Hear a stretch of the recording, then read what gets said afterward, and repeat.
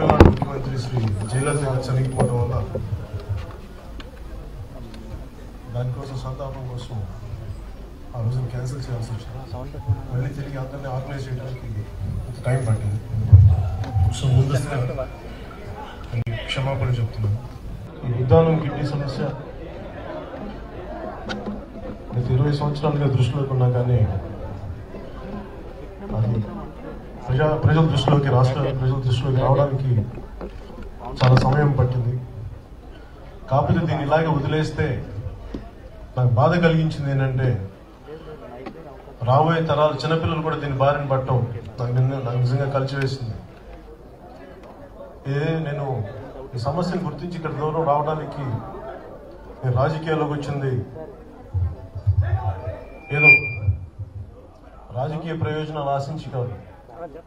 ఎందుకంటే ఏ రాజకీయ పార్టీ, ఏ రాజకీయవేత్తలైనా సరే ఉన్నది సమాజానికి ఉన్న సమస్యల్ని సరిదిద్దడానికి.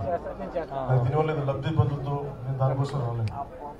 కానీ ఇన్ని సంవత్సరాలకి ఈ సమస్య ఉన్నా కానీ దీన్ని ఎందుకు సరైన విధానం గుర్తించి దీన్ని సరైన ఒక పరిష్కారం ఎందుకు కనుగొనలేకపోయారు నాకు అర్థం కాలేదు.